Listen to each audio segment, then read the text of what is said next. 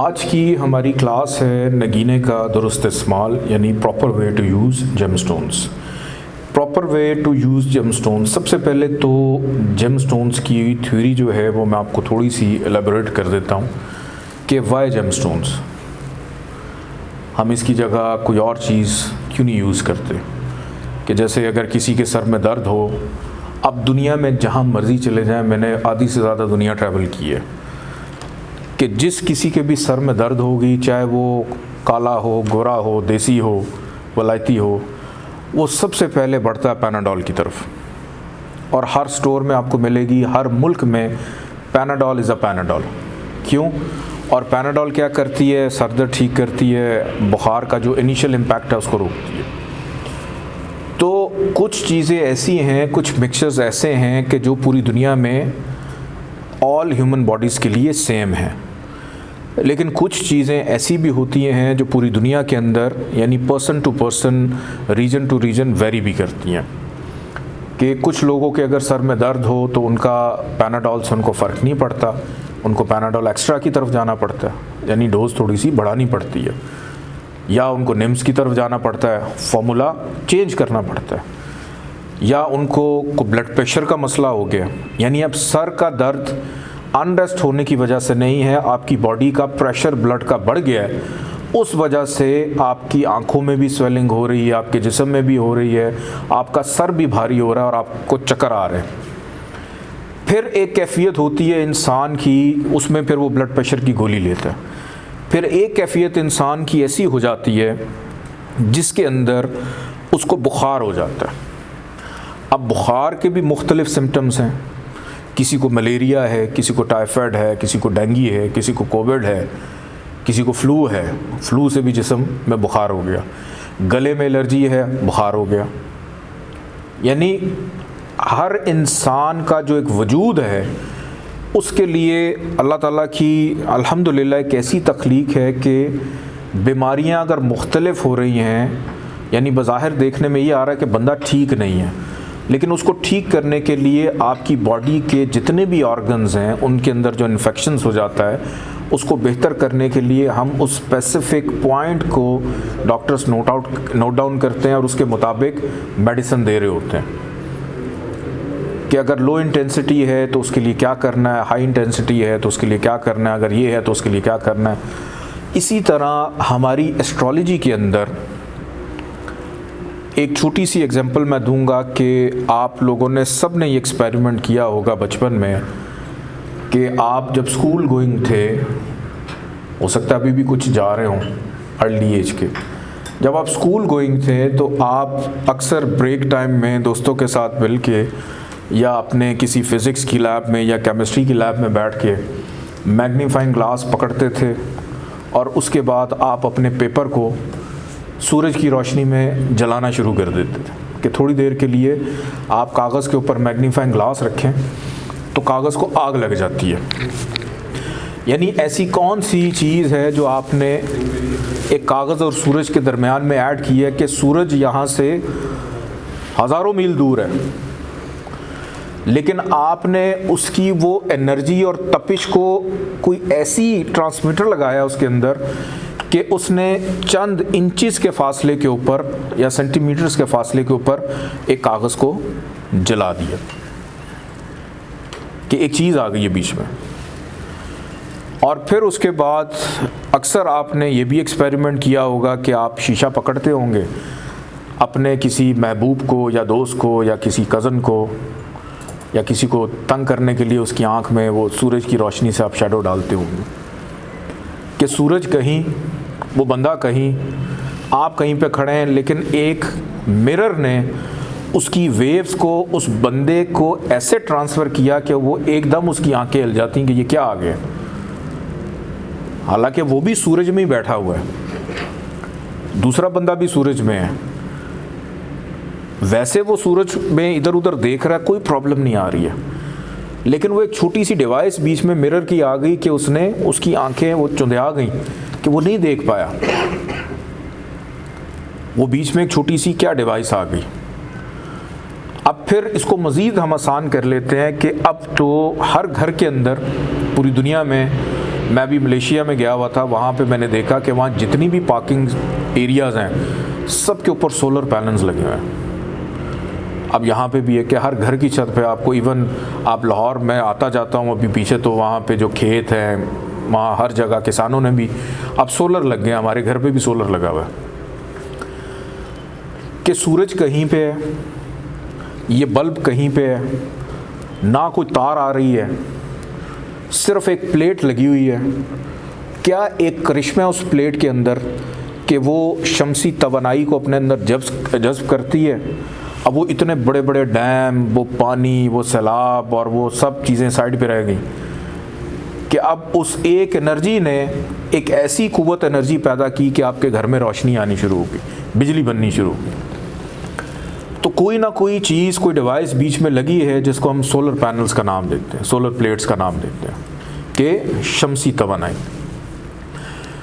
तो ये कुछ चंद एक एग्जांपल्स हैं जो हमें ये क्लियर करती हैं कि अगर एक इंसानी वजूद और एक प्लैनेट्स के दरमियान में कोई ऐसा ट्रांसमीटर आ जाए या कोई ऐसी एक डिवाइस हम ऐड कर दें जो सियारों से आने वाली जो एनर्जी है या सूरज से आने वाली जो एनर्जी है उसका इम्पैक्ट हमारी बॉडी में बढ़ जाए, हमारे ऑरा में बढ़ जाए। कि हर इंसान का एक ऑरा होता है जिसको हम कहते हैं हालाए नूर। ऑरा, हर इंसान की एक बॉडी का एक ऑरा है, हालाए नूर है, और उसके अंदर 7 colours all the time travel कर रहे होते हैं। कि अब तो आप गूगल पे जाके सर्च करेंगे, ऑरा कैमरास भी आ गए हैं कि आप उनके सामने बैठे हैं, वो आपको बता देते हैं कि इस वक्त आपकी बॉडी का कलर क्या है, आपका ऑरे का बैलेंस क्या चल रहा है। और ये तमाम के तमाम ये जो कलर्स हैं, ये जो आपकी बॉडी का ऑरा है, इसको एक एक प्लैनेट कंट्रोल कर रहा होता है, जिसमें सन भी है, जिसमें मून भी है, उसमें मार्स भी है, उसमें जुपिटर भी है, उसमें सैटर्न भी है, मरकरी भी है, वीनस भी है, और रही सही कसर राहु केतु ने भी निकाल दिए।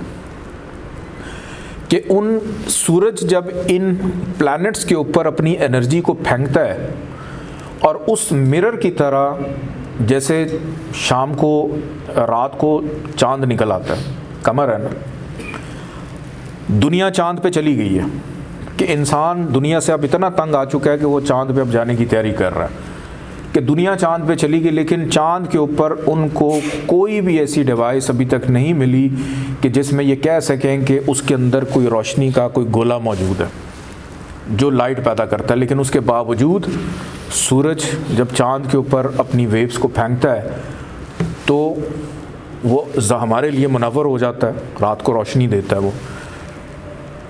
तो इसी तरह जब सूरज की रोशनी चांद पे जाती है और वहाँ से वो रोशनी ट्रैवल होकर रात के वक्त अमावस की रातों को निकाल के ज़मीन पे पड़ती है तो हमें नज़र आ रहा होता है। तो वो वेव्स, वो एनर्जी जब ह्यूमन बॉडी पे पड़ रही होती है, दीगर प्लैनेट्स की भी, वो भी तो कोई ना कोई इम्पैक्ट रखती होगी, वो भी कोई ना कोई रोशनी तो देती होगी। तो इसी तरह एक इंसान का वजूद जब काम कर रहा होता है तो उसमें सिर्फ सूरज नहीं, उसमें सिर्फ चांद नहीं, वो तमाम के तमाम प्लैनेट जो सोलर सिस्टम में मौजूद हैं वो हर इंसान के लिए पॉजिटिव या negative impact according to their planetary position दे रहे होते हैं। एक एस्ट्रोलॉजी के अंदर हम काम ये करते हैं कि हमें इसको मज़ीद निखार के पता ये चल जाता है कि अच्छा ये प्लैनेट जो है मुझे सही एनर्जी दे रहा है और ये प्लैनेट मुझे सही एनर्जी नहीं दे रहा, मुझे इसकी एनर्जी से बचना है। जैसे वो मैग्नीफाइंग ग्लास वाली बात मैं आपको बताऊं कि जायचे का 6, 8, 12 घर है, कि मुझे 6, 8, 12 घरों के उन प्लैनेट से बचना है जो मेरे कागज़ को जला सकते हैं या मेरी आंखों को ख़राब कर सकते हैं। तो इसी तरह आप क्या करते हैं, फिर उनसे बचने के लिए आप किसका सहारा लेते हैं? आप उनको अम्ब्रेला क्या यूज़ करते हैं, आप सदका दे रहे होते हैं, खैरात दे रहे होते हैं, उस कलर्स को रिवर्स कर रहे होते हैं कि अपने ऑरा के अंदर से आप उस कलर को निकाल के किसी और को दे रहे होते हैं। तो इसी तरह जिस प्लैनेट की ज़रूरत है और हमें उसकी पॉजिटिविटी चाहिए, तो अब अगर मैं आपसे ये कहूँ कि आप अगर मिसाल के तौर पे आप के जायचे में मरकरी ख़राब है फॉर एग्ज़ाम्पल, तो आप सब्ज़ रंग के कपड़े पहन लें। क्या सब्ज़ रंग का पहना हुआ कपड़ा या सब्ज़ रंग का एक मिरर, दोनों में से कौन सा ऐसा मटेरियल है जो आपकी बॉडी में एनर्जी को बेहतर अंदाज में पास करेगा? क्या वो कपड़ा करेगा? क्या वो मिरर का टुकड़ा करेगा? कपड़ा करेगा? नहीं। जो मिरर है, जो खींचने वाली डिवाइस है, वो ज़्यादा आपके लिए बेनिफिशियल होगी। इसीलिए स्टोन्स, क्रिस्टल्स, इनको हम क्यों यूज़ करते हैं कि जिस प्लैनेट का जो रंग होता है, जिस प्लैनेट के साथ जो मंसूब होता है, उसी से रिलेटेड हम वो स्टोन पहन लेते हैं। जो एक्चुअली क्रिस्टल्स होते हैं, हम उनको स्टोन का भी नाम, पत्थर का नाम दे देते हैं। हम हर बेजान चीज़ को पत्थर कह देते हैं, इंसानों को भी पत्थर कह देते हैं, बेजान है। दिल भी पत्थर हो गया, दिमाग भी पत्थर हो गया। तो स्टोन्स बेसिकली काम ये करते हैं कि आपकी बॉडी के अंदर as a transmitter, as a WiFi device, उन सिग्नल्स को कैच करके आपकी बॉडी के अंदर ट्रांसमिट कर रहे होते हैं। ये बेसिकली काम होता है स्टोन्स का कि उसने आपकी बॉडी में आने वाली जो इंटेंसिटी है, उसकी जो बैंडविड्थ है या उसकी जो ग्रेविटेशनल फोर्स है, उसको एक बैलेंस, जैसे फ्रिजों के साथ हम स्टेबलाइज़र लगाते हैं कि बिजली कम हो, ज़्यादा हो, हमारी फ्रिज न जल जाए, तो वो स्टेबलाइज करता है उसको। इसी तरह एक हाथ में पहना हुआ स्टोन उस एनर्जी को आपकी बॉडी में जब ट्रांसमिट करता है तो वो उसको स्टेबलाइज करके आपकी बॉडी में पास कर रहा होता है। लेकिन कोई भी स्टोन पहनने से पहले सबसे इम्पॉर्टेंट चीज़ ये होती है कि आप कोई भी स्टोन पहने वो नीचे से कभी बंद नहीं होना चाहिए, ऑलवेज ओपन। ये ज़रूरी नहीं है कि कोई भी स्टोन आपकी स्किन के साथ टच हो, हमें स्किन के साथ टच नहीं करना, हमें सिर्फ उसकी हीट लेनी है। हमें उससे वो जो हीलिंग कर रहा है या जो मेडिटेशन कर रहा है या जो भी कुछ कर रहा है, वो मेरा ख्याल है इतना मैंने समझाया, काफ़ी चीज़ें क्लियर हो गई होंगी आपकी। कि जैसे अभी आप अपने मोबाइल पे मैसेज आएगा ना, व्हाट्सएप पे आपके किसी दोस्त का आया कि शकूर साहब ने आपको लाख रुपए देना, आप एकदम खुश हो जाएंगे। लेकिन आप ये सोचें कि शकूर कहीं पे बैठा है, पैसे आपके कहीं पे पड़े हैं, पैगाम उसने अपनी डिवाइस में दिया, कोई आपस में तार नहीं, कोई तो चीज़ें हवा में चल रही हैं कि वो पैगाम विद इन सेकेंड्स आप तक पहुंच गया। तो बेसिकली ये जो एक एनर्जी ट्रैवल कर रही है आपके एम्बियंस के अंदर, आपके माहौल के अंदर, उस एम्बियंस के अंदर से आपने अपनी एनर्जी को कैसे एब्जॉर्ब करना है। इतना कुछ होने कि ऐसा नहीं होता कि आपकी कॉल इसको लग जाए, बहुत रेयर चांसेस होते हैं, कभी कभी होता है। अब तो मज़ीद एडवांस हो गया, जिसका नंबर होगा कॉल उसी को लगेगी जाके। तो जो एनर्जी आपकी होगी वो डायरेक्ट आपको आके हिट करेगी। आपके साथ वीनस भी ट्रैवल कर रहा है, मार्स भी कर रहा है, जुपिटर की भी, सबकी। लेकिन हमें जो एनर्जी चाहिए वो हमने खींच लेनी है वहाँ से। और वो किस तरह से खींचनी है? वो खींचनी है आपका स्टोन जो है, अगर आप अब देखें, एक और चीज़ मैं आपको बता देता हूँ कि मिसाल के तौर पे आपके जायचे में मार्स ख़राब है। अब एवरीबडी नोज़ कि जी हमें रेड कलर का इंटेक ज़्यादा करना है ताकि हमारा मार्स जो वीक है वो स्ट्रांग हो जाए, या हमें रेड कलर को रिवर्स करना है, या मार्स से रिलेटेड चीज़ों को रिवर्स करना है कि हमारा मार्स हम तक खराबियाँ ना लेकर आए। अब आप अगर हर वक्त लाल रंग पहन के फिरते रहेंगे तो लोग कहेंगे पता नहीं कोई लाल शहबाज कलंदर के मज़ार से आया है, उनका कोई खलीफा है, उनका बैत हुआ हुआ है और ये बस झूले लाल करता रहेगा हर वक्त। या हर वक्त आप ग्रीन कलर पहन के फिरते रहेंगे तो लोग कहेंगे पता नहीं ये कहाँ से आ गया, हर वक्त ग्रीन। हालांकि लोग पहनते हैं। बहुत सारे लोगों को मैं जानता हूँ जिन्होंने ज़िंदगी में सफ़ेद के अलावा कभी कोई रंग नहीं पहना, जिन्होंने काले के अलावा कोई रंग नहीं पहना, यानी ज़ोहल के अलावा कोई रंग ही नहीं पहना उन्होंने। हर वक्त शनि के छत्र छाया में रहते हैं। तो कहने का मकसद ये है कि स्टोन थेरेपी इसीलिए हम लोग करते हैं कि आप जो मर्ज़ी करें, जो मर्ज़ी पहने, जो मर्ज़ी खाएं, जो मर्ज़ी कर रहे हो, ये आपके हाथ में चुप करके ये आपने पहना हुआ है, ये बैकएंड पे अपना काम कर रहा है, ये करता चला जा रहा है, ये करता चला जा रहा है। जैसे आपने टीवी ऑन किया हुआ है, पीछे वो प्लग उसका एक लगा हुआ है और स्क्रीन पे डिस्प्ले हो रहा है, मुख्तलिफ आप चैनल्स देख रहे हैं, मूवीज़ देख रहे हैं, तो आपकी तवज्जो ही नहीं है पीछे तार कहाँ पे लगी है, कहाँ से आ रही ट्रांसमिशन। अब वो ट्रांसमिशन जहाँ से आ रही है वो कैच करके आपका टीवी आपको दिखाई जा रहा है। तो इसी तरह ये स्टोन जो है ये पीछे से ट्रांसमिशन को कैच करके और वो जो एनर्जी उसने देनी है वो आपकी बॉडी में पास करता रहता है। तो बेसिकली स्टोन का काम ये होता है कि आप सो रहे हैं, जाग रहे हैं, उठ रहे हैं, बैठ रहे हैं, ऑल द टाइम अब आपको ग्रीन कलर नहीं चाहिए, बस आपने एक स्टोन पहना हुआ है, ये आपके साथ साथ काम कर रहा है। इसने आपकी बॉडी को बैलेंस कर दिया। जैसे गाड़ी के टायर की हम व्हील बैलेंसिंग करवाते हैं कि गाड़ी इधर उधर ना हो, तो इसी तरह ह्यूमन बॉडी को भी बैलेंस करने के लिए कि आपके प्लैनेट्स ने आपको टेढ़ा किया हुआ है, आप उसको सीधा कर देते हैं थोड़ा सा। हालांकि होना वही होता है जो प्लैनेट्स ने ख़राबी, लेकिन हम उसकी शिद्दत को कम करने के लिए या उसकी एनर्जी को बूस्ट देने के लिए स्टोन्स लेकर पहने जा सकते हैं। अब आपके सामने स्क्रीन पे एक जायचा बना हुआ है, इसमें जो प्लैनेट्स जो हाउसेस ग्रीन कलर में हैं, ग्रीन कलर के हाउसेस जो हैं ये केंद्रा हाउसेस हैं। केंद्रा हाउसेस जिसको हम औताद भी कहते हैं, कि अंदर वाले 4 घर। और फिर उसके बाद ब्लू हाउसेस आप देख रहे हैं, ये हैं मूल त्रिकोण के हाउसेस। और इसके बाद रेड कलर में जो आप हाउसेस देख रहे हैं ये हैं नहस घर, और तीसरा जो है ये नीम नहस है। ब्राउन कलर में आप घर जो देख रहे हैं ये हाउसेस हैं, ये डिपेंड करता है कि किस किस को मिले हैं, कैसे कैसे इन्होंने बिहेव करना है। तो इसके मुताबिक हम स्टोन्स को लेके पहनेंगे, लेकिन सबसे पहले हम ये देखेंगे कि कौन सा स्टोन किस प्लैनेट का कौन सा स्टोन है। अब एक प्लैनेट के मुख्तलिफ स्टोन्स भी होते हैं, लेकिन हम एक ही स्टोन के ऊपर फोकस करेंगे क्योंकि दवाई एक ही होती है जो काम करे। अगर आप बार बार दवाइयाँ बदलते रहेंगे तो हो सकता है ठीक होने की बजाय बिगड़ भी जाएं। लेकिन कुछ स्टोन्स एक्सपेंसिव होते हैं, कुछ स्टोन्स लोग अफोर्ड भी नहीं कर सकते। उसका अल्टरनेटिव भी होता है, वो अगर आप में से को पूछना चाहेगा तो मैं आपको बाद में बता दूंगा। लेकिन अभी फ़िलहाल जो मेन इसके साथ असाइन है हम उसी पे फोकस करेंगे।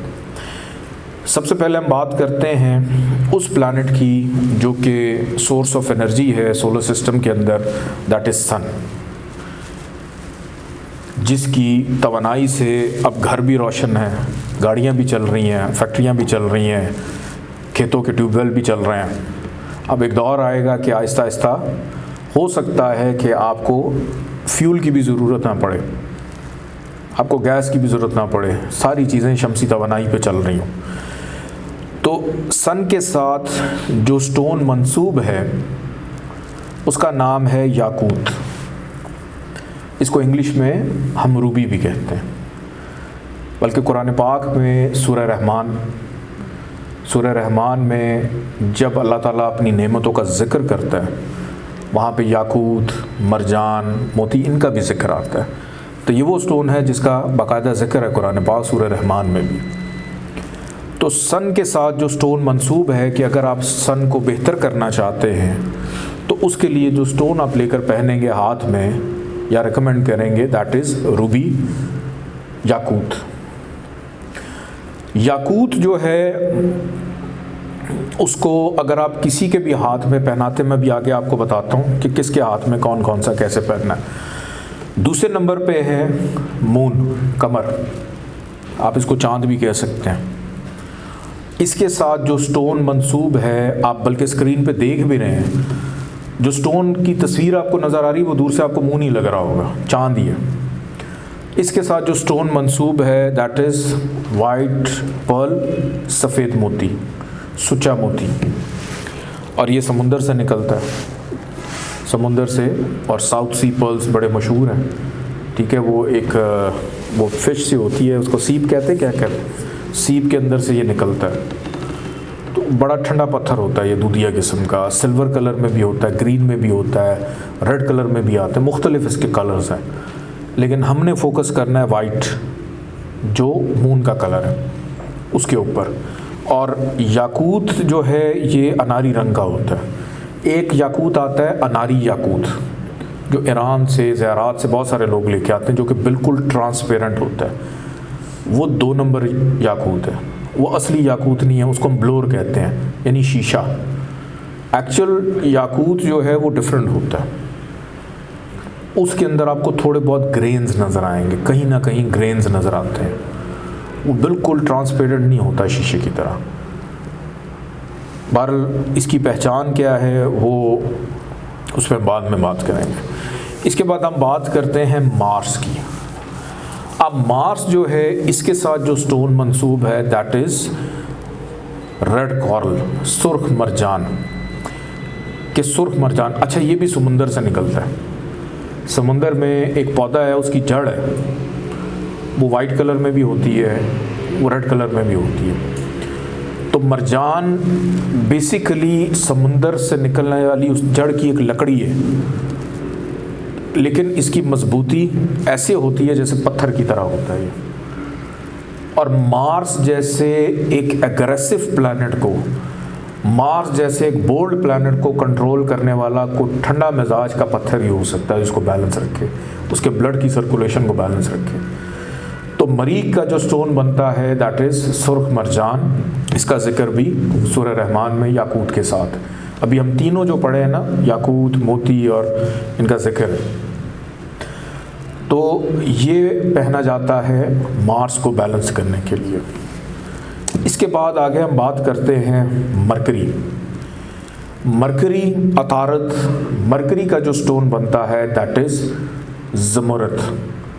इसको इंग्लिश में हम एमरल्ड भी कहते हैं, कुछ लोग इसको पन्ना भी कह देते हैं। ठीक है, एक इंडिया गाना भी है, एक इंडियन मूवी का, हीरा की तमन्ना है, तो आपने शायद सुना हो। तो इसी वही पन्ना की तमन्ना है, हीरा उसको मिल जाए। तो वो बेसिकली स्टोन्स का जिक्र है कि दुनिया में, अब मैं आपको ये बात बताऊँ कि इसके अंदर इन दोनों स्टोन्स का जिक्र क्यों हुआ कि पन्ना की तमन्ना है, हीरा मुझे मिल जाए। हमें यह लगता है कि दुनिया का सबसे महंगा जो स्टोन है ना वो डायमंड है, हीरा, बट एक्चुअली टिल डेट दुनिया का सबसे कॉस्टली स्टोन ज़मरद है, सबसे महंगा स्टोन है ये। और ज़मरद जो है ये मरकरी को कंट्रोल करता है, मरकरी को बैलेंस करता है। आगे बढ़ते हैं, और ये हमारे पाकिस्तान से निकलता है, सबसे अच्छी क्वालिटी का पाकिस्तान से निकलता है ज़मरद। इसके बाद आगे हम बात करते हैं जुपिटर की। जुपिटर के साथ जो स्टोन मंसूब है, अब आप में से कुछ एस्ट्रोलॉजर्स भी हैं जो पहले से पढ़ रहे हैं, उनकी मैं एक थोड़ी सी इस्लाह करना चाहूँगा यहाँ पे, लेकिन पहले ये बता दूँ इसके साथ जो स्टोन मंसूब है दैट इज़ येलो सफ़ायर, पीला पुखराज। अच्छा, कुछ लोग, बल्कि गूगल पे आप स्ट्रेट अवे लिखेंगे जुपिटर का जो स्टोन है ना वो आ जाता है टर्कवाइज यानी फ़िरोज़ा, कि फ़िरोज़ा को जुपिटर का स्टोन समझकर पहना दिया जाता है। लेकिन बहुत सारे लोगों को इसके नेगेटिव इम्पैक्ट भी मिलते हैं, कुछ लोगों को फ़ायदा भी मिलता है। आज मैं एक चीज़ आपको रिवील करता चलूँ कि जो फ़िरोज़ा है ना, बेसिकली ये कॉम्बिनेशन है जुपिटर और मरकरी का। अगर किसी के जायचे में जुपिटर और मरकरी दोनों ठीक हों तो फिर उस शख्स को आप फ़िरोज़ा पहना सकते हैं। क्यों? अक्सर आपने देखा है फ़िरोज़ा एक वक्त के बाद अपना रंग बदल देता है, ग्रीन हो जाता है, मरकरी का रंग चढ़ता है उस पर। अगर किसी के जायचे में जुपिटर ठीक है और मरकरी ख़राब है तो फिर फ़िरोज़ा उसको तंग करेगा, और अगर किसी के जायचे में मरकरी ठीक है और जुपिटर ख़राब है तब भी फ़िरोज़ा तंग करेगा। इन दोनों का ठीक होना बड़ा ज़रूरी है, फिर फ़िरोज़ा काम करता है। लेकिन अगर हमें सिर्फ जुपिटर को बैलेंस करना है तो उसके लिए हम सिर्फ येलो सफ़ायर लेकर पहनेंगे। येलो सफ़ायर, टोपाज नहीं, टोपाज भी इसी तरह का होता है, सिर्फ येलो सफ़ायर। जिसको हम पता नहीं सुनहला भी शायद कहते हैं उसको, टोपास को, बहरहाल मुझे भी याद नहीं आ रहा। आगे बढ़ते हैं, आगे हम बात करते हैं सैटर्न की। सैटर्न जोहल का जो स्टोन बनता है दैट इज़ ब्लू सफ़ायर यानी नीलम। नीलम जो है इसको ब्लू डायमंड भी कहा जाता है, और ये सैटर्न के साथ मंसूब है कि अगर आप सैटर्न को बेहतर करना चाहें, टॉरस असेंडेंट वालों के पास 9वां 10वां दोनों घर सैटर्न देखता है, जमनाय असेंडेंट वालों का 9th हाउस देखता है। मतलब बहुत सारे जायचों के अंदर सैटर्न बुरा नहीं है, अच्छा भी होता है, तो ये पहन सकते हैं। अच्छा, इसके बाद हम बात करते हैं वीनस की। वीनस मोहब्बत है, प्यार है, वीनस मोहब्बत का इजहार भी है, वीनस ज़िद भी है, वीनस लड़ाई झगड़ा भी है।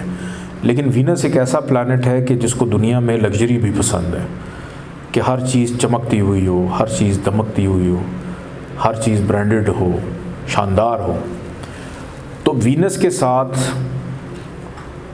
डायमंड आता है। वैसे जो डायमंड है ना वो वीनस का स्टोन है, लेकिन अब हर बंदा डायमंड अफोर्ड नहीं कर सकता, तो क्या करें फिर? तो वीनस के साथ जो स्टोन मंसूब होता है वो है ओपल।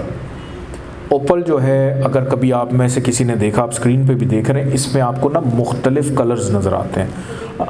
अगर आप इसको रोशनी में थोड़ा सा आगे पीछे करें ना तो इसमें कलर्स नज़र आते हैं। फिर ये फायर्स होते हैं, इसके अंदर फायर्स होते हैं रोशनी के 7 मुख्तलिफ रंग नज़र आ रहे होते हैं।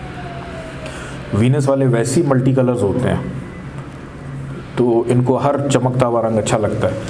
तो ओपल जो है, जिसको हम उर्दू में दूधिया कहते हैं, ये बेसिकली बनता है वीनस का स्टोन।